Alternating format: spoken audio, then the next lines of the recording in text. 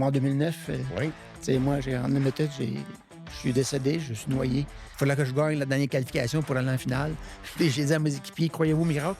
Donc ça, c'était une preuve de grande foi de mon père, d'avoir perdu un fils là-dedans, puis de voir continuer à donner ce privilège-là à son autre fils.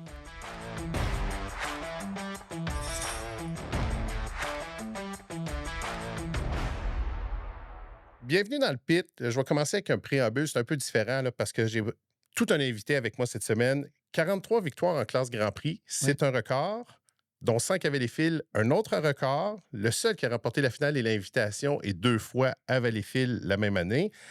Premier Canadien à avoir remporté la Gold Cup en Limited, c'était en 2006. Champion du monde plus d'une fois. Intronisé au temple de la renommée des sports motorisés canadiens et des régates de Valleyfield. Jean Théoret, bienvenue dans le pit. Salut, Eric. C'est tout un palmarès, hein? Ça doit faire quelque chose d'entendre ça, de se dire, tout ça, c'est la même personne, hein? C'est pas... Oui, quand on l'entend, c'est encore plus impressionnant, là. De le vivre, c'est une autre affaire, mais après que ça fait plusieurs années que tu ne courses plus, ben c'est le fun de réentendre le palmarès. Quand même très impressionnant. Il y avait ton père qui était là avant, ton frère aussi. Ça vient d'où la passion des régates pour la famille Théoret? Ben, ça a commencé, je dirais, avec mon oncle Robert. Oui. Robert, j'allais aux courses, moi, j'avais 12 ans. Donc, on regardait mon oncle Robert courser. Et puis, à un moment donné, mon père, des années 70, 77 à peu près, il a acheté le bateau de Robert Théoret. Et c'est mon cousin Stanley Théoret qui a conduit, première année. Et ensuite, c'est mon frère qui a embarqué dans l'année 79, je ne me trompe pas. Donc, c'est de là qu'est partie la passion. Et puis, ça s'est jamais arrêté. C'était l'étoile filante, hein, c'est ça? Oui, Keep on Digging au début. OK. Oui, après ça, l'étoile filante. Et puis après ça, ben, on est évolué au Grand Prix en 1981. On a acheté le Miss Danache que mon frère a piloté. Tu étais d'abord équipier, chef d'équipe. Est-ce que déjà tout jeune, tu savais que tu voulais piloter? Est-ce que tu avais ça en dedans de toi? Ou... Pas au début. J'étais satisfait d'être mécanicien. Hein? J'ai commencé à monter des moteurs avec mon oncle Robert, j'avais 12 ans. OK. Donc, toujours eu beaucoup d'intérêt dans la mécanique. Et puis après ça, ben là, ça a évolué. Je suis devenu chef d'équipe dans le Grand Prix avec mon frère Pierre, qui est décédé malheureusement en 1981. Et puis après ça, ben, l'histoire s'est poursuivie d'une manière exceptionnelle. Tu parles justement de ton frère, c'est arrivé à Saint-Gabriel de Brandon. Comment est-ce qu'on surmonte ce genre d'épreuve-là? Tu sais, la famille est impliquée, vous étiez déjà très dans les courses depuis quelques années, puis tu as persévéré, puis tu as prolongé ça. Oui, je te dirais, moi, te conter une anecdote là-dedans. Moi, je suis élevé dans une famille chrétienne. Donc, j'ai accepté le Seigneur Jésus-Christ comme mon sauveur à l'âge de 17 ans. Et puis, l'anecdote que je veux te conter, c'est mon père. Quand mon frère est décédé en 1981, par la suite, moi, j'ai exprimé le désir de courser. Puis il dit, Jean, excuse-moi, Non, c'est correct. j'ai permis à ton frère de courser, puis je vais te permettre à toi aussi de courser. Donc ça, c'était une preuve de grande foi de mon père, d'avoir perdu un fils là-dedans, puis de voir continuer à donner ce privilège-là à son autre fils. Parce que mon père aussi est un chrétien. Et on croit tous que Dieu donne la vie et l'enlève en son temps. Peu importe ce que tu fais. Mais ça m'a touché beaucoup, ça. Oui, mais c'est une belle preuve, père et fils, là, familial. C'était quand même... Parce que perdre un fils là-dedans... ben, c'est ça, ça aurait pu être... on aurait pu décider de décrocher. Oui, absolument. Puis, tu sais, comme tu dis, c'est une affaire familiale. Ma mère était là-dedans aussi. Tu sais, ma mère, elle a perdu un fils. Elle a perdu une partie de son cœur, qu'elle a dit. Donc, tu sais, puis il y a d'autres événements qui sont arrivés par la suite. En 2009, tu sais, moi, en Limited, je suis décédé, je suis noyé dans un accident, un flip, et il y a eu un bris d'équipement de sécurité. Donc, le masque a cassé. Et puis, moi, j'attendais que le cockpit se remplisse d'eau pour sortir du cockpit. Puis, le temps avale de l'eau, puis c'est fini. Après 2 gorgées d'eau, c'est fini. Donc, tu sais, on sort du bateau, on embarque dans l'ambulance. Et puis, monsieur donne un coup de poing dans l'estomac, puis le cœur est reparti. Fait que, Dieu merci, je suis encore ici. Oui, effectivement, oui, très heureux de t'avoir avec nous, Jean. Puis si on revient à ta bande 2009, je lisais dans les journaux de Madison, c'est ça, c'est un flip bris de masse. Puis là, c'est parce qu'on a célébré, c'est arrivé, il y a une date presque fixe, là, il y a quoi, 17 ans. Si tu nous remémorer ça, c'est ça. C'est un flip et il y a eu un bris du masque. Hein, Oui, c'est ça. Comme on peut voir, il y a quelques masques ici là, qu'on voit là. Donc, en qualification, on rentre dans le premier coin et là, je frappe un rouleau dans l'eau. Et puis le bateau, il part, il fait un flip, il finit à l'envers. Moi, j'ai aucune blessure physique là, à ce moment-là. Puis je me rappelle de tout, OK. jusqu'à la dernière minute. Et comme je te dis, j'attendais, moi, tu sais, que l'eau rentre dans le cockpit. Parce que c'est comme un auto. Comme un auto, tu tombes dans l'eau comme un auto. Il faut équilibrer La les poids, pression. la pression. Il faut que l'eau rentre dans l'auto avant que tu puisses ouvrir la porte. Donc, moi, ce que j'attendais, c'est que le cockpit se remplisse d'eau pour sortir par en haut. Là, il faut s'imaginer, on est à l'envers. Ouais, c'est ça. Donc, sortir par en haut, ouvrir la porte et sortir par en haut. Donc, j'attends. Je me suis détaché, je suis tombé à l'envers dans le cockpit et j'attends que l'eau se remplisse, ne sachant pas que le masque est brisé. Donc, moi, je respire normalement et je pense que j'ai de l'oxygène. Mais à un moment donné, l'eau monte et puis là, c'est plus l'oxygène, c'est de l'eau. Puis là, ton corps te demande de respirer. C'est pas un choix. Donc, tu expires de l'eau, tu inspires de l'eau une deuxième fois, et puis après ça, c'est blackout. Donc, là, on me sort de là. En tout cas, toute la patente par la porte du tour, on m'en met dans l'ambulance. Et comme je t'ai dit tantôt, l'ambulancier, il dit c'est pas vrai, il donne un coup de poing à l'estomac, puis le cœur part miraculeusement. Ça, c'est plusieurs minutes après, là. Donc, tu sais, et sans séquelles, ma femme va dire, ben peut-être pas trop sans séquelles. Mais Dieu merci, tout va bien. Le meilleur coup de poing qu'on pouvait pas jamais. Exactement. Et tu as dit que tu n'as pas de séquelles physiques, mais à quelle vitesse tu roulais là, à ce moment-là? 190 000 à l'heure. 1000 à l'heure, Ouais, c'est ça. C'est ouais, quand en même. rentrant le coin, ouais. Il y en a méthode, les bords de méthode, ils font 190, entre 190 et 200 000 à l'heure de vitesse de pointe. Donc 320 km/h. Jean, on a toute une communauté dans le pit. Tu as plusieurs records du monde. Tu en as d'autres. Les gens t'ont posé des questions. C'est incroyable. Là. Oui. Ils volent un peu de ma job. Puis c'est correct parce qu'ils sont super bons. Fait que je vais t'inviter à piger dans le bol là, et répondre aux questions qui t'ont posées, en fait. OK. Ça, c'est M. Pierre Vézina. Quelle est la meilleure embarcation qu'as-tu eu la chance de piloter? Je dirais que le Grand Prix 1994. Donc, moi, j'ai piloté 3 Grands Prix dans ma carrière Grand Prix. Il y a eu le Star Hacker, qui a été rebâti en 1982. Il y a eu ensuite le 1991, qui était le Dynastie Danache. Et après ça, il y a eu le 94. Quand on a eu le commandite de l'Auto Super 7, ils nous ont demandé de bâtir un deuxième bateau. C'était une demande Oui, de. oui, ça faisait OK. partie du deal. Donc, on a construit un deuxième bateau avec cockpit renforcé, bulle, ainsi de suite. Et je te disais, le 94, c'était la meilleure machine de l'époque. C'est sûr que le 91 était bâti pour des pistes de 1 000 et 2 tiers. Dans ces années-là, à peu près, on est tombé à 1 000 et un quart. Donc, le 94 était bâti un peu plus large pour aller mieux dans les coins et on avait moins de vitesse de pointe. Mais le 94, c'était une machine incroyable. On faisait à peu près 1800 chevaux. Et puis, j'avais Ken Sperry dans l'équipe, Serge Blanchette. Donc, j'ai été bien entouré. Et puis, tout ça, faut pas jamais oublier qu'un sport motorisé, c'est un sport d'équipe. C'est pas juste le pilote. Tu beau avoir le meilleur pilote au monde, mais s'il n'y a rien autour de lui, il ne gagnera rien. T'sais. Fait que c'est tout ça mis ensemble qui a fait qu'on a eu tant de succès. Je reviens sur les noms. Le Danache, ça vient d'où? Puis ça signifie quoi, Danache? Ouais, ça appartenait à Roger Reynolds. OK. Et puis, il y avait, je pense, 3 secrétaires, Dana, Nancy puis Sheila. Fait que c'est une combinaison des trois filles, les 2 premières lettres des noms des filles. C'est là que c'est sorti Miss Danache. C'était comment piloter à l'époque, bateau conventionnel, les Lauterbach? Il y avait beaucoup de mouvements puis d'innovation en Grand Prix à ce moment-là. Oui, bien, moi, j'ai commencé des années 83-84 en Grand Prix. Donc, moi, j'ai conduit une embarcation cab-over. Donc, le pilote était assis en avant du moteur. À cette époque-là, les conventionnels, qu'on appelle les Lauterbach, c'était l'embarcation à battre, si on veut. Mais il y avait un changement, là. C'est un changement qui se progressait. Aussi, il y a eu les cockpits renforcés qui sont arrivés dans ces années-là. Il ne faut pas oublier que dans les années 80, 70-80, si tu avais un accident en hydroplane, c'était souvent fatal. Donc, il fallait prendre une autre direction parce qu'il fallait sauver des vies aussi, là. Donc, ça a changé pas mal drastiquement. Puis, à un moment donné, même les Lauterbach, il n'y avait plus de droit de courser. Non, c'est ça, on les a retirés du On les a circuit. retirés parce que c'était trop dangereux. Et puis, c'est dans cette époque-là, j'ai vécu cette transition-là. J'ai jamais chauffé un Lauterbach. Non? Puis c'est quelque chose que j'aimerais faire. OK. Ouais, c'est comme bucket list. Oh, l'invitation est lancée. Parlant de bucket list, je te retourne dans le bol, Jean. Une question, François Lepage. Quelles sont les différences majeures entre la conduite d'un GP et d'un U et lequel tu préfères? Ben, le Grand Prix, ce qui est tellement le fun d'un Grand Prix, c'est l'accélération.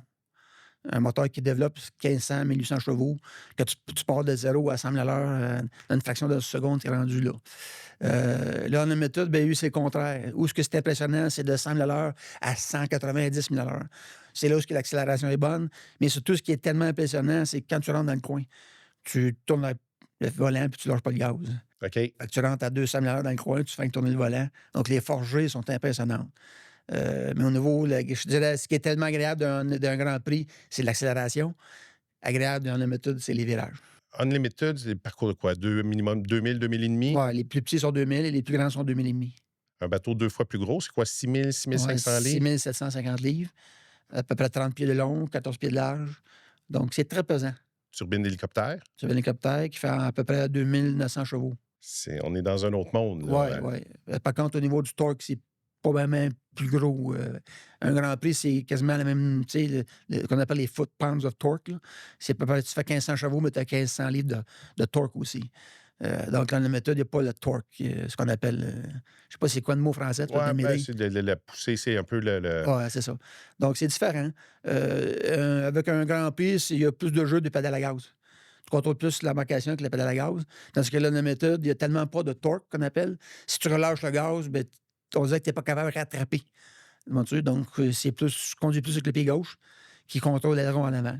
Donc, l'aileron en avant est très, très importante. C'est ça qui va faire que tu vas à l'envers ou tu ne vas pas à l'envers. Tu le mentionnes souvent, tu viens analyser les courses au Régates de Valleyfield avec Luigi et moi. On a toujours beaucoup de plaisir avec toi. Oui, Puis tu dis, Valleyfield, c'est un driver's course, c'est un pilote, c'est un parcours de pilote. oui. C'est le petit virage, c'est le virage 2 qui est plus particulier, qui est plus dur qu'ailleurs. Ben, tu as deux virages, puis tu as deux virages différents. Comme tu viens de discuter, le virage numéro 2 est très étroit. Puis en plus, souvent, on dirait qu'il y a des rouleaux qui se forment. Au fur et à mesure que tu tournes, on dirait que les rouleaux reviennent dans la piste. Jack Lupton, exemple, en finale, mais il s'est fait pogner dans ce rouleau-là. Tu regardes bien longtemps en arrière, quand François Cardinal coursait contre moi, Oui. il s'est fait pogner dans ce rouleau-là. Donc, il y a beaucoup de gens qui se font pogner. Il faut que tu sois bien attentif quand tu rentres dans ce coin-là. Des fois, tu es mieux de sortir un peu plus large, mais des fois, si tu es dans le premier corridor, mais tu n'es pas en avant, ben c'est sûr que le gars en avant, il va te squeezer puis il va te laisser juste ta place. Donc, fais bien attention. Moi, j'ai souvent rentré dans ce coin-là puis tourner à droite, dans le coin, pour corriger, pour empêcher le bateau de partir. Mhm. Si tu l'empêches de partir, ben tu as une avance, tu as des chances de le sauver. Tu dis, il faut être attentif, mais à la vitesse que vous allez, tu es attentif à quoi? Tu regardes l'eau, tu regardes tes opposants, tu regardes les bouées, Tout, tout. tout ce que tu viens de nommer. Tout ce que tu viens de nommer. On dirait que on s'habitue à tout. Hein? La vitesse, on s'habitue à ça. Donc, quand tu es habitué à ça, tu es capable de voir tout ce que tu viens de dire. Mais tu sais aussi qu'il y a un certain coin, il faut que tu prennes attention à certaines choses. Quand tu vas dans le tournant 2 à Valleyfield, ben, tu sais, il faut que tu regardes l'eau. Parce que c'est ça qui va te mordre. C'est ça qui va te faire perdre. Donc, chaque coin sont différents. On peut voir aussi dans le premier coin à Valleyfield, depuis qu'ils l'ont changé depuis 2 ans, Ouais. ils l'ont fermé un peu. À la sortie du premier coin, il y a souvent des embarcations qui font du survirage. Donc, John Shaw est Oui. passé par-dessus la bouée. Même, je pense que Jack Lupton, dans la finale, a fait un petit peu de survirage. Là. Donc, tu sais, c'est tout des choses. Quand tu le sais, mais quand tu arrives à ce point-là, tu es peut-être mieux de tourner à droite un peu. Tu sais, faut que tu prévois un peu plus.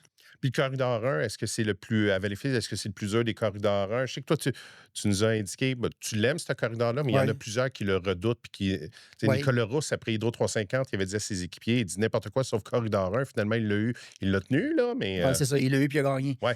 Tu sais, ben moi, le corridor 1, j'ai toujours été un amateur de corridor 1, peu importe où je coursais. Mais il faut que ton bateau soit capable de virer dans le corridor 1. Moi, j'ai toujours eu des embarcations qui étaient capables de prendre le corridor 1. Donc, mais tu sais, aussi, l'aspect du départ est tellement important. Moi, j'ai toujours dit que 50 de la course se règle au départ. Si tu rentres dans le premier coin en avant, ben c'est toi qui contrôles le coin. Vois-tu? Donc, tu ne veux pas faire un move illégal. Tu ne veux ne pas laisser la place à ton concurrent, mais tu n'en laisses pas deux. Si c'est 15 pieds, c'est 15 pieds. Mais le gars dans le 2 va te laisser aussi une petite marche si tu es dans le corridor 1. Il est peut-être là le piège ou le danger. Exact. Tu sais. Mais c'est sûr que je suis dans le corridor 1 puis je rentre en avant, ben c'est moi qui dirige, c'est moi qui disais que la coin. C'est sûr que je ne peux pas non plus le charrier à 100 pieds plus loin. sais. Mais c'est moi qui dicte le coin quand même. La personne qui rentre dans le coin premier, c'est elle qui dicte le coin. Dans toutes tes victoires avec les fils, si on prend celle en finale, c'est laquelle que tu gardes les meilleurs souvenirs ou qui t'a procuré la plus grande joie? C'est la première ou s'ils sont. Absolument. Ouais, Absolument. En 94, on a gagné la Coupe du Maire en plus. ouais. Donc, tu sais, c'est comme partir. Il y a eu tellement de différences pour moi entre la saison 94 et la saison 93. C'est le même bateau, vois-tu? Mais un commanditaire majeur qui embarque avec nous. C'est ceux qui nous donnent des fonds supplémentaires, qui nous permettent d'avoir de la meilleure équipement. Vois-tu? Ken Sperry embarque dans l'équipe. Vois-tu? On avait beaucoup de difficultés en niveau de fiabilité en 93. Toutes ces problèmes-là sont partis en 94. On s'amasse à Valleyfield et on gagne le doublé. Tu sais, c'est quelque chose. Gagner Valleyfield, tout le monde veut gagner Valleyfield. Vois-tu? C'est sûr que moi, j'ai eu le privilège, en plus, d'aller en méthode. Il y a très, très peu de pilotes qui ont ce privilège-là. Puis surtout, en plus, des Canadiens. Vois-tu? Je suis sûr qu'il y en a juste pas un autre Canadien qui a coursé en méthode. Bob Hayward? Ouais, c'est ça, des années 60. C'est ça. Donc, tu sais, puis il y a eu quelques autres pilotes. Il y a Pat Hayward et Burt Anderson qui ont fait que quelques courses, mais qui n'ont pas eu le succès que j'ai eu. Tu parles de commanditaire majeur. Comment l'Auto-Québec, c'est une société d'État. Comment est-ce qu'ils se sont intéressés aux hydroplanes, aux régates? Est-ce que c'est par toi? Est-ce que c'est que ça s'est fait comment, cette Ben, association-là? L'Auto-Québec a commencé la garde de Valleyfield pendant plusieurs années. Oui. Même, je sais pas, as-tu encore le stage, l'Auto-Québec? Ça a changé. C'est Ça a maintenant une changé. série Trois-Lacs. OK. Mais, Donc, plusieurs années avant, ils commanditaient déjà les régates. Puis à un moment donné, M. Craig, qui était le président de l'Auto-Québec en 1993, il était aux régates, puis il dit, moi, je commandite ce gars-là.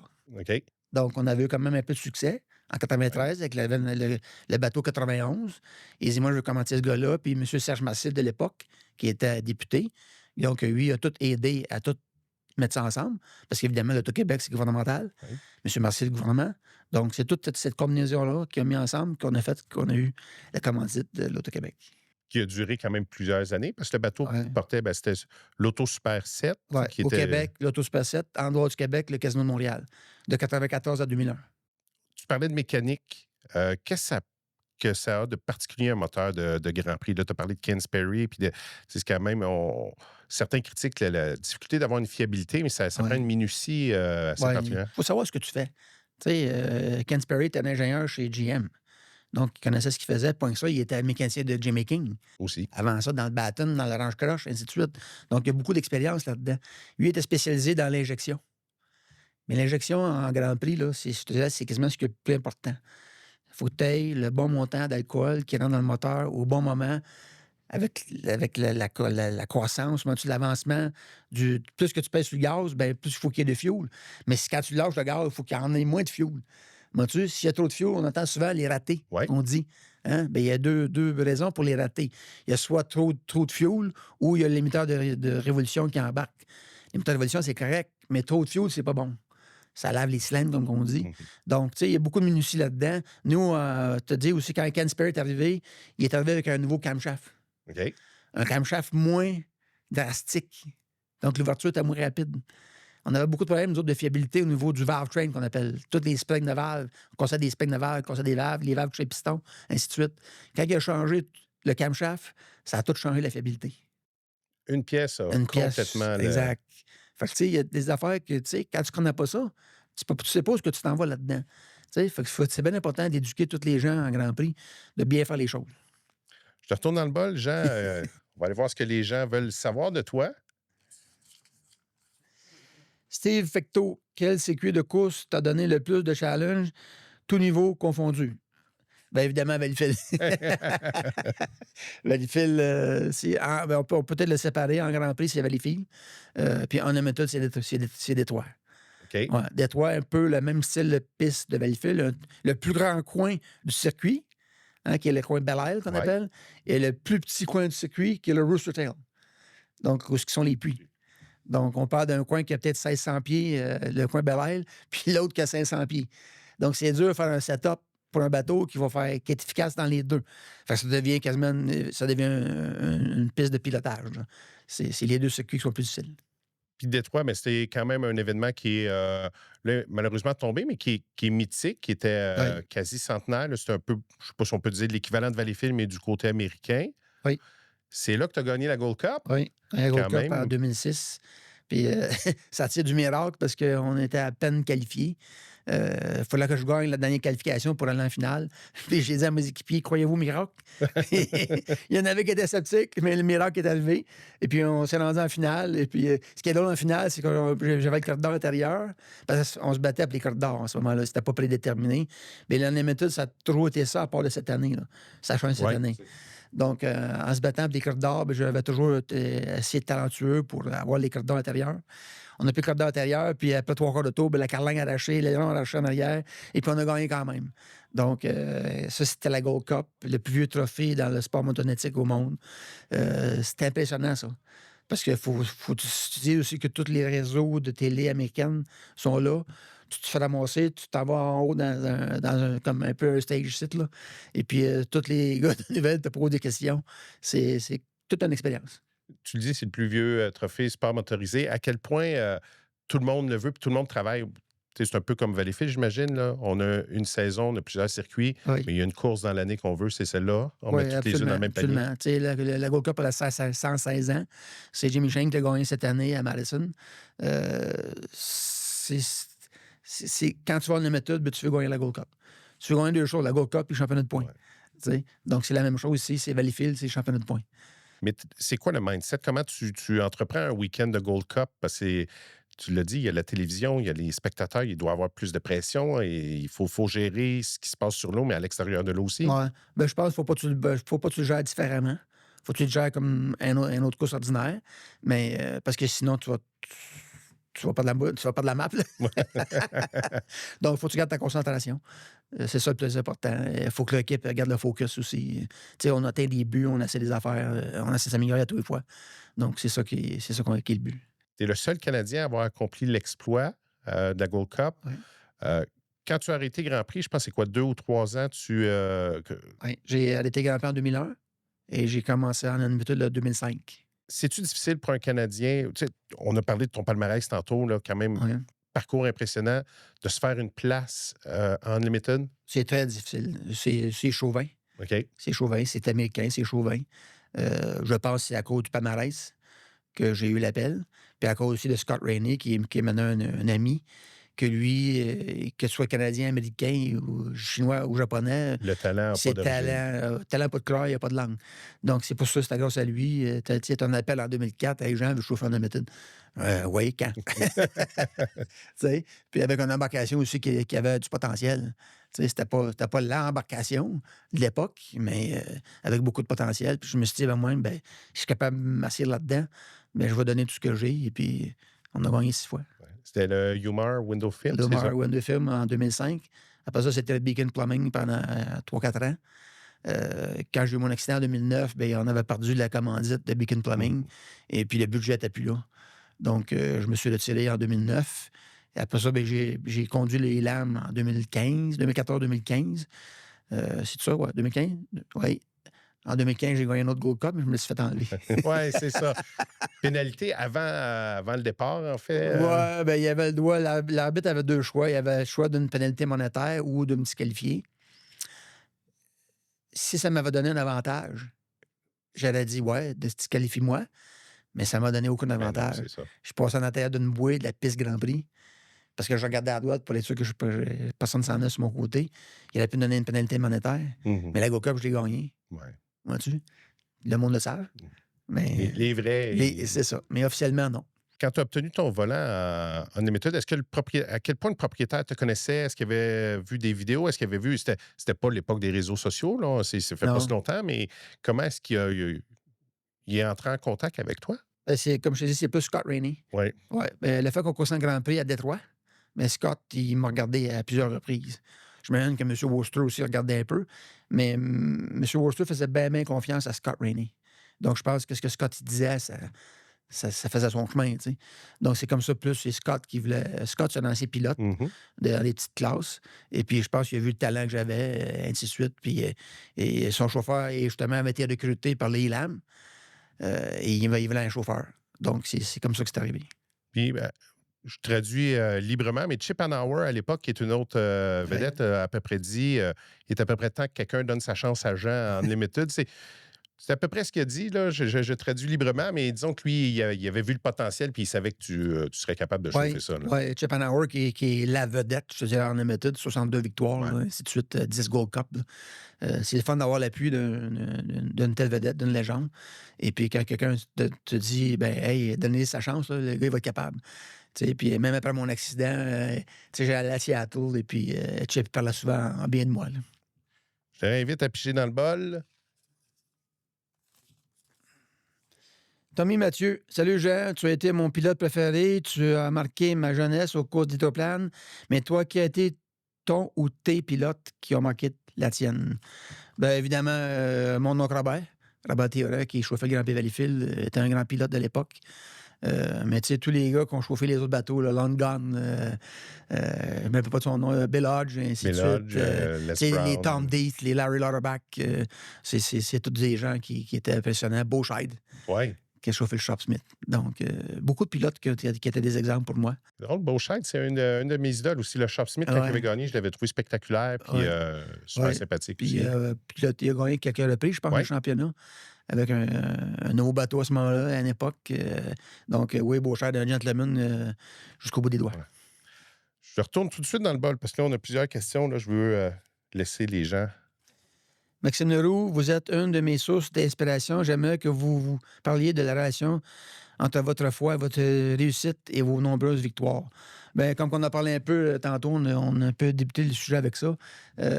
Moi, je crois en deux choses dans la vie. Je crois en Dieu et je crois au travail fort. Donc, il y a beaucoup de gens qui appellent ça la chance. La chance, moi, j'y crois pas. OK. Je crois qu'on travaille dur et on a des buts, on les atteint. Et je crois que Dieu nous permet d'atteindre ces buts-là et que Dieu nous entoure aussi de bonnes personnes. Comme j'ai parlé tantôt, Mhm. le sport motorisé, c'est un sport d'équipe. Donc, si tu n'es pas entouré de bonnes personnes qui ont les mêmes buts que toi, qui ont du talent, hein, ça prend du talent. Il y a du talent, il y a des dons aussi. Si on regarde dans le sport motorisé, la Formule 1, bien, il y a des gens qui ressortent.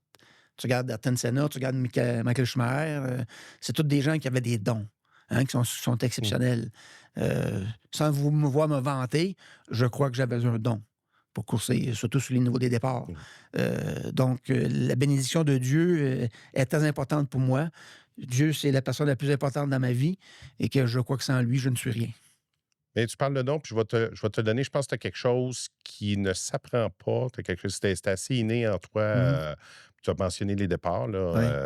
Tu as fait ta renommée là-dessus. Comment est-ce qu'on fait? C'est des départs lancés. Là, puis à l'époque, il fallait que tu te battes pour le corridor. Ouais. C'est quoi le secret? Un don, ça se transmet, Oui, oui, ça se mais. transmet pas. C'est comme inné, ça se fait tout seul. Mais tu sais, pour les premiers, aller chercher le premier corridor, mais il y avait toujours une stratégie. Vois-tu?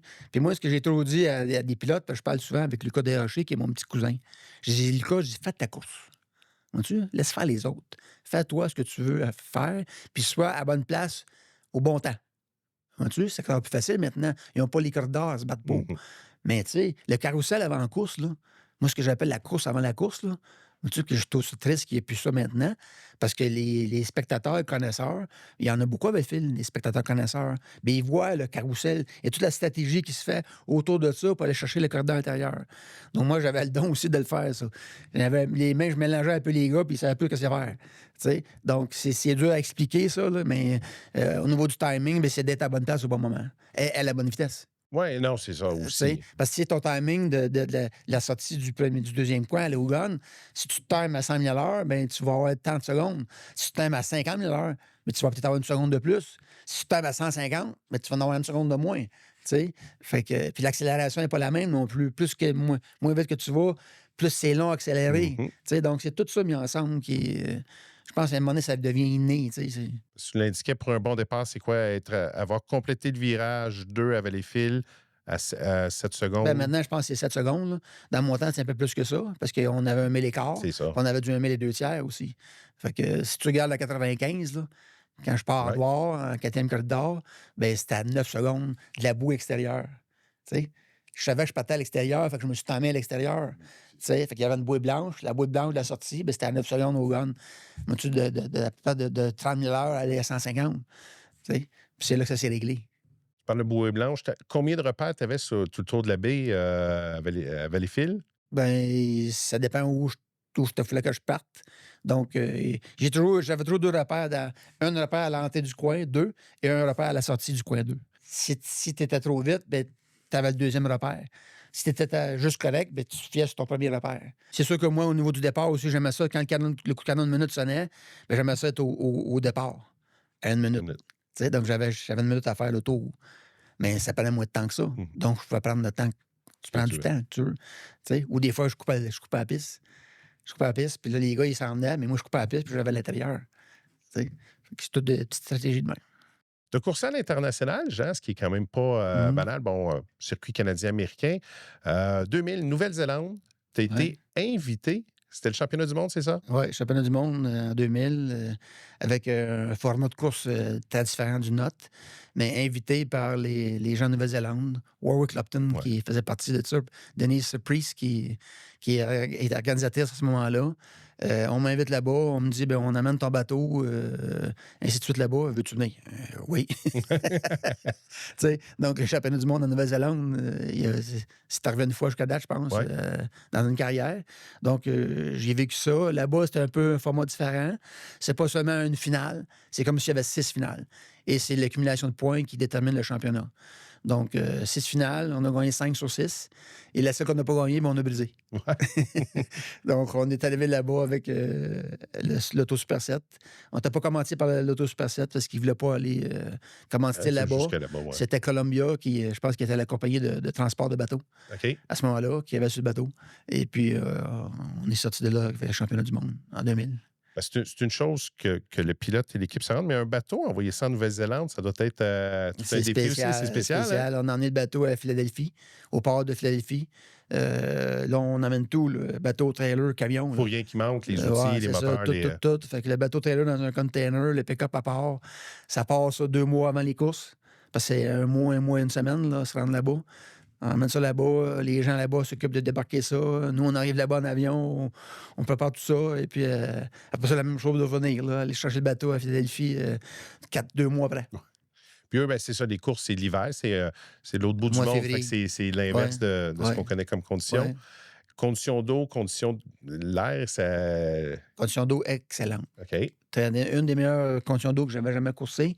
Par contre, au niveau de l'air plus dense, au niveau de la mer, c'est pour ça qu'on a eu le premier bris. La première sortie qu'on a faite, on aurait fallu ajouter plus d'alcool dans le moteur pour le rendre plus riche. Et pas assez d'alcool, on a brûlé un piston. OK. Donc, là, on s'est rajouté. Sarah Blanchette, qui était mon mécanicien à l'époque, qui est venu avec moi. Et puis là, ben, ça se déroulait sur 2 fins de semaine, ça aussi. Donc, dans la semaine, on défait le moteur, on remonte le moteur, et puis ajuste le fioul, et puis tout est bien aidé. Fait que là, comme tu es le Canadien qui est allé battre les Néo-Zélandais chez eux, c'est pour ça que les Néo-Zélandais n'arrêtent pas de venir à Valleyfield. Ils veulent la revanche. Oui, ils veulent la revanche. Oui. Ils veulent la revanche. C'est sûr que, écoute, je pense qu'il y en avait 2 qui avaient des grands espoirs cette année. Là. Ouais. Jack avait des grands espoirs. Il y avait une embarcation solide là, qui était stable à tous les points de vue. Malheureusement, ben, il a fait une erreur là, au départ. Il a frappé une bouée à le premier coin. Après ça, ben, il s'est fait mordre, comme on peut dire, dans le deuxième coin. Donc, décevant pour lui, mais avec Tate qui a chauffé d'une main de maître. Oui, non, il y a un talent exceptionnel. C'en est un autre, je pense que c'est... Il y a des choses qui ne s'apprennent pas. C'est vraiment lui. Oui, exact. Je t'invite à repiger, Jean. Nicolas Rousse. Comment un pilote québécois peut être recruté dans la classe Unlimited contact ou simplement avoir fait des bonnes performances aux États-Unis dans une classe inférieure? Ben, tu penses que ce n'est pas toi-même. Il faut faire beaucoup de bonnes performances dans une classe inférieure. Je pense aussi qu'il faut avoir de l'expérience en Grand Prix. C'est vraiment le stepping stone.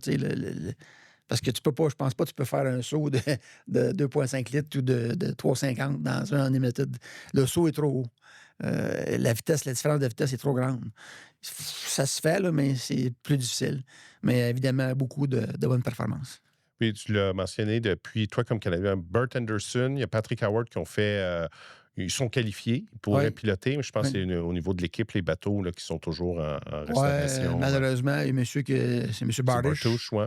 Que ces bateaux-là. Un monsieur qui a toujours été peu on et off. Là. Donc, on dirait qu'il y a des années qu'il est bien excité, puis là, il dépense beaucoup d'argent, puis là, tu sais, il sort 2 bateaux, puis heureusement pour Bert et Pat qui ont eu la chance de goûter à ça. Mais, tu sais, malheureusement, l'année d'après, ça s'est éteint, là. Oui, il y a eu la Donc, COVID aussi, je pense, qui a ouais, ralenti leur exact. progression. Donc, tu sais, malheureusement, ça n'a pas abouti où ça a dû aboutir, je pense, pour eux. On retourne à l'international. Tu es allé au Qatar aussi? Ouais, Qatar. C'est un circuit qui est unlimited, les courses aux États-Unis seulement. Puis à un certain moment, il y a eu une offre. C'est quoi? Il y a des gens, des Ouais, sheikhs là-bas qui ben, le avaient. Chic commanditait les lames, Ouais, qui est devenu le Miss Spirit Qatar, of Qatar, Spirit of ouais. Qatar. Et puis eux, ben, ils voulaient avoir une course là-bas au Qatar. Donc, les Chic ont comme conseil beaucoup, beaucoup, beaucoup d'argent. Donc, même processus, emmener les bateaux des États-Unis à Doha, en bateau, dans des gros, gros, gros bateaux, là, ce que c'est qu'on attache les bateaux dans une Mhm. cale sèche avec les camions, et puis courser à Doha. Malheureusement, Doha, les conditions d'eau n'étaient pas belles. On coursait dans la mer. OK. Et puis, c'était une baie de la mer. Et puis, donc, c'est très, très facile pour que les conditions de l'eau viennent très rough rapidement. Et puis, quand le Chic, je pense à un moment donné, le Chic a perdu sa position. Et puis, le nouveau Chic, il n'avait pas l'intérêt qu'il lui avait. Le Chic coursait aussi, je pense, des offshore. OK. Oh oui, c'est vrai. Oui, il coursait des offshore. Donc, il aimait beaucoup les courses de bateau. Et c'est pour ça qu'on écoutait les courses d'Ottawa. Une belle expérience. Une expérience que tu sais, j'ai vécu tellement de belles choses dans ma carrière de pilote, là, que très peu de monde l'ont vécu. Donc, tu sais, tu vis tout ça, tu vas là-bas, tu fais le chameau dans le désert, tu fais un safari dans le désert, tu courses à Doha. C'est vraiment spécial. Puis c'était comment? Parce que, bon, on imagine les courses d'hydroplane très nord-américaines. On arrive dans un autre mode de vie, dans un autre. Oui, Est-ce oui. qu'ils tripaient, les Oui, Qataris? absolument. Et il TPM, mais c'est comme. C'est très quiet. OK. C'est très, très calme. Il n'y a personne qui s'exprime beaucoup là-bas. Donc, tu sais, tu t'en vas dans une autre culture. Donc, il faut s'adapter à la culture de là-bas avec respect pour ces gens-là. Jean, je te retourne dans le bol. Il reste encore quelques questions. Eric McKenna, quelle est la course, victoire ou autre dont tu es le plus fier? Ben, comme j'ai dit, à Valleyfield, évidemment, en 94, mais les 4 autres aussi sont aussi savoureuses. Puis en méthode, bien évidemment, la Gold Cup à Détroit, surtout avec toutes les Ouais. circonstances qui sont entourées là-dedans. Donc, mais gagner aussi à Seattle, c'est spécial. J'imagine, là aussi, c'est un endroit assez mythique pour les courses. Oui, au niveau en méthode, je te dirais que c'est l'épicentre de la méthode. C'est Ron Jones Ouais. Jr., Ron Jones qui était là, qui bâtit les bateaux, Miss Budweiser qui était construit là, ainsi de suite. Donc, gagné Seattle 2 fois. Donc, même une troisième fois, moi, ça l'ai fait enlever. Ouais. Moi, ça fait enlever une coupe. Mais évidemment, la Gold Cup et Valleyfield, les places les plus prestigieuses pour moi. Tu parles de Valleyfield puis Unlimited. Les Unlimited sont venus à Valleyfield. Oui, Ça aussi, ça devait être spécial. Les gens étaient oui, heureux de te revoir parce que tu oui, avais gradué un step plus haut, mais là, tu oui. revenais. Oui, en 2006, Ouais. 2005-2006. Malheureusement, avec ce qui est arrivé avec les LAM, ça l'a coupé là abruptement. Mais je pense que si ça n'était pas arrivé, je pense qu'on serait encore là. OK. Parce que les gens ont beaucoup, beaucoup aimé la méthode Les à gens, Valleyfield. est-ce que tu parles des spectateurs ou les gens de Unlimited? Les deux. Les deux? Les deux. Les deux. Les spectateurs aussi. Moi, Oui, ça, oui, je je me m'entends rappelle. parler encore aujourd'hui. Ouais. Surtout au niveau de la queue d'eau.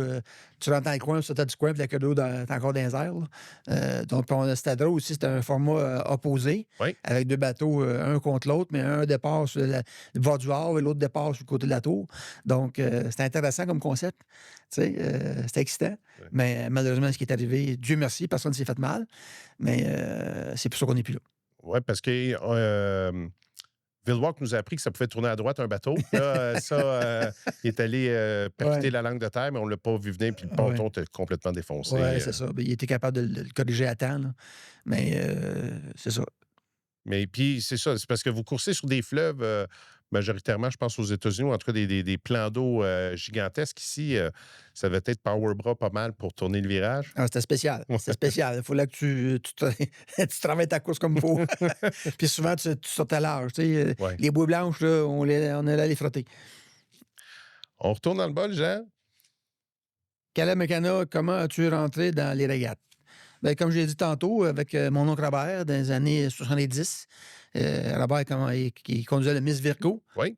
pas si tu te rappelles de ça. Puis il y avait même un petit conventionnel, là, puis il coursait à l'île Charon, ainsi de suite. Puis après ça, ben, Robert sautait en 2,80. Donc, j'ai suivi mon oncle Robert, et puis c'était un sport de famille. On allait camper, le feu le soir. Ça a toujours été un sport de famille, les régates. Donc, c'est de ce moment-là que j'ai appris à aimer les régates. C'était comment? Tu as piloté contre Robert. C'était comment piloter contre Robert qui a toujours eu un Lutterback là, du temps qu'il Oui. était pilote? Oui, ben il y a eu aussi le moment donné, le 1988, le Star Hacker. Oui, c'est vrai. On se rappelle qu'il avait coursé, il avait gagné à Saint-Timothée. C'était bien. C'est devenu une rivalité. Oui. Donc, au niveau des courses, c'était un peu plus difficile. Là. Mais Robert, ben, c'est un excellent pilote, un champion. Donc, mais on est comme dans une époque différente. Lui, c'est comme c'était Lutterback et moi, c'était Cabover. Donc, la transition n'a pas été tellement longue. Je pense qu'il nous en reste une. Je vais te laisser piger. Philippe Richer, quel pilote était le plus difficile à battre et ou qui t'a donné le plus de challenge? Ben, en Grand Prix, je pense que c'était. Il y avait Jeff Richards Oui. qui était l'exporté à cette époque-là, puis Jimmy King, qui c'était des pilotes exceptionnels, là, avec le Pleasure Seeker et l'exporté. En Amétude, ben, il y avait Dave Villewalk. Il y a eu une grande rivalité avec Dave Villewalk avec moi à l'époque qui chauffait les lames. Et puis, donc, je te disais que c'était les pilotes qui étaient les plus durs à battre. Villewalk qui vient de prendre sa retraite à 70, 77. 71. Oui, c'est ça. Oui. Quand même, on parle de légende. Là. Lui, Ouais. il a réécrit l'histoire aussi là, au niveau de longévité. Oui, 63 victoires, je pense 11 Gold Cup. Donc, c'est tous des gens qui sont des légendes, comme Bill Munsey aussi, Ouais. qui est décédé en 81, même année que mon frère est décédé. Lui aussi avait, je pense, 62 victoires, 63 victoires. Donc, des gens qui ont marqué le sport. Puis Villewalk, je pense qu'ils ont même compté ses flips. Je pense qu'il a terminé à 10. Mais Ah ouais. quand tu pilotes longtemps, tu vis avec les risques du métier. Hein? C'est sûr, c'est sûr. Le mentionné, tu fais partie de quelques temples de la renommée. Ça fait quoi de voir que les gens veulent commémorer, honorer ta mémoire, puis tu rentres dans un cercle prestigieux? C'est Ouais. Ben, c'est agréable. Ça veut dire que les gens apprécient ce que tu as fait. Mais avec beaucoup de victoires spectaculaires qui ont entouré ça. Je pense pas que tu te rends là sans avoir beaucoup de succès. Je remercie Dieu pour tout le succès que j'ai eu, mais aussi tout le monde qui m'a entouré. Donc, c'est très flatteur d'être intronisé autant dans le temple au nouveau sport canadien et maintenant au Régates de Belleville. Tu parles des gens qui t'ont entouré, tu as parlé des équipiers. À quel point est-ce que les régates, encore aujourd'hui, c'est ta vie, c'est tes amitiés, c'est un gros morceau de ta vie, là? Ben, je pense que ça va faire partie de ma vie dans son entièreté. Ça devient ta famille. Hein? Mais moi, en plus, j'ai fait ça avec ma famille. Je disais que la personne la plus importante dans ma carrière de pilote, c'est mon père. Mon père qui était propriétaire des embarcations Grand Prix, mais aussi mon père qui était un homme très, très minutieux. Donc, je ne sais pas si tu te rappelles, à un moment donné, il y a eu un Grand Prix à Montréal, au port Oui, au port de Montréal. Puis mon père m'a dit, tu ne courseras pas là. Parce que c'était trop dangereux. On course entre deux murs, il n'y a pas de place, et ainsi de suite. Donc, mon père, je te dirais qu'il était... tu sais, j'ai travaillé avec mon père, j'étais voisin avec mon père, puis j'ai coursé avec mon père. Fait que ça, c'est une relation exceptionnelle. Il y a très peu d'hommes qui sont capables de faire ça. Parce que souvent, il y a un clash de génération. Mais mon père, c'était, je te disais, la personne la plus importante de ma carrière et dans ma vie personnelle. Mais tu sais, aussi les femmes. Moi, tu sais, ma femme qui a subi tout ça, si tu veux. J'allais dire, on les oublie souvent parce qu'elles sont toujours derrière les grands pilotes et ils sont importantes dans l'entourage. Exactement. Là. Ils sont là, ils nous supportent et ils ont peur. Moi, tu sais, ils ont peur de ce qu'on fait. On fait un sport dangereux. Tu sais, ma mère qui a perdu un fils. Tu sais, donc, tous ces gens-là, tu sais, Ken Sperry, Serge Blanchette, Claude Gomeau, qu'on appelle M. Clean. Claude a sa fameuse liste. Hein? Exact, il sa manquait liste. jamais rien. C'est ça, tu sais, la liste est tellement importante. La tête, on oublie que notre tête, des fois, il y a des affaires qui arrivent, puis on oublie. Mais avec la liste, ben, tu n'oublies rien. T'sais. Fait que tous ces gens-là, Denis Côté, et ainsi de suite, André Gendron, je ne peux pas tous les nommer, mais tous ces gens-là qui ont fait partie de ma carrière a duré 30 ans quasiment. Fait que, mais c'est tout ça. Le sport fait aussi que tu rencontres des gens exceptionnels. Et j'en ai rencontré des exceptionnels aussi en Unlimited, comme Scott Rainey, Bill Wurster, Billy Schumacher. Michael Schumacher, tu vas voir son pedigree en OK. méthode, il en a gagné des courses, là. Tu sais? Fait que, tu sais, c'est tous ces gens-là. Puis moi, je vais 2 fois par année encore en méthode. Je fais Madison, San Diego. Et puis, je suis toujours content de voir ces gens-là. Puis ces gens-là sont contents de me voir aussi. Ils t'ont pas oublié, c'est ça, malgré Non, tout. Puis non. je sais que tu es toujours invité à aller faire ton tour au micro là-bas aussi. Puis ils Ouais, sont contents de c'est ça, t'entendre. De... c'est ça. Je pense qu'on est encore plus reconnu au niveau aux États-Unis que Canadiens. Le sport est plus reconnu encore aux États-Unis. Ce que je trouve, c'est que notre sport est malheureusement est méconnu et il est pas apprécié à sa pleine valeur. On a un sport spectaculaire. Oh oui. Vois-tu, spectaculaire. On devrait courser pour des centaines de milliers de dollars, tant qu'à moi. Tu sais, mais encore là, c'est pas ça qui arrive. Les gens, je pense qu'ils ne mesurent pas l'étendue de la vitesse de ce sport-là, l'ingénierie des bateaux. Il y a quelque Oui. chose qui est incompris, d'après moi, pour une couche de gens. Oui, je sais pas c'est quoi au juste exactement, mais on dirait aussi que les sports motorisés ont de plus en plus de difficultés. Avec les réseaux sociaux, ainsi de suite, la jeunesse est comme il y a moins d'intérêt dans le sport motorisé. Les jeunes sont plus intéressés sur les écrans. Ouais. Puis on voit qu'il y a une jeune génération que tu continues d'inspirer. Tu as parlé de Lucas qui a terminé sur le podium. Oui. Bon, Nicolas qui est là depuis plusieurs années, mais qui reste encore jeune. Gustave qui a gagné. On voit les Oui, oui, novices. C'est le fun de voir qu'il y a des oui. jeunes qui portent encore le flambeau des régates quand même. Oui, ben, c'est les fans qui ont inventé la classe novice, là. Depuis quoi? Depuis 3 4 ans? 4 ans, ouais. Donc, tu sais, ça intéresse les jeunes aux courses encore plus. Nos jeunes, on dirait aujourd'hui qu'ils ont pas de but, ils ont pas de challenge, ils n'ont pas de rêve. On avait des rêves, nous, quand on était jeunes. Mais tu sais, ces jeunes-là qui sont dans le novice, ben, je pense qu'ils ça crée des rêves, là. Tu sais, un jour, on veut piloter à 2,5, puis après ça, ben, on va pouvoir piloter en Tour 50, peut-être en Grand Prix. Donc, faut intéresser nos jeunes à des sports extérieurs. Je pense que c'est bon aussi pour la santé mentale. Tu sais. Tu parles de rêve. Toi, son rêve, c'était de gagner le Grand Prix de Valleyfield, j'imagine. Oui, C'était ça que tu avais oui, quand tu étais tout jeune? oui. Peut-être pas jeune, jeune. Je te disais, le rêve de piloter s'est transformé après que mon père pas mon père, mais mon frère est décédé. Parce que j'étais très satisfait d'être chef d'équipe pour mon frère. Mhm. Donc, le désir de courser étrangement arrivé après le décès de mon frère. Mais tu sais, après ça, c'était exceptionnel, là. Tu as parlé que tu aimerais piloter un Lotterback. Tu l'as jamais fait. Sinon, retourner à la compétition, c'est-tu quelque chose qui te. À quel point ça te manque? Puis est-ce que tu aimerais ça y retourner? Ben, ça me manque, oui. Je pense que ça va manquer toute ma vie. On a ça dans le sang. Mais il vient à un moment donné où il faut t'accepter que l'âge est là. Est-ce que je pense que je serais capable encore de le faire? Possiblement oui. Il faudrait qu'il y ait un entraînement. Parce que les gens ne réalisent pas, mais c'est beaucoup plus physique qu'on pense. C'est intense, là. Ça dure pas longtemps, là, mais c'est un 5 minutes ou un 4 minutes très intense et très dur physiquement. Donc, faudrait qu'il y ait un entraînement. Par contre, j'ai pas mal tout accompli, ce que je voulais faire. Ouais. Comme quand tu dis, le palmarès que j'ai eu, il n'y a personne qui l'a fait. Je pense pas qu'il y a personne qui va le faire. Il y a juste une méthode il y a encore beaucoup à faire. Mais à un moment donné, faut être satisfait de ce qu'on a. Et tu as raison d'être satisfait, Jean. En tout cas, moi, j'étais très satisfait de discuter avec toi. Merci d'être venu dans le pit. Fait que, grand plaisir.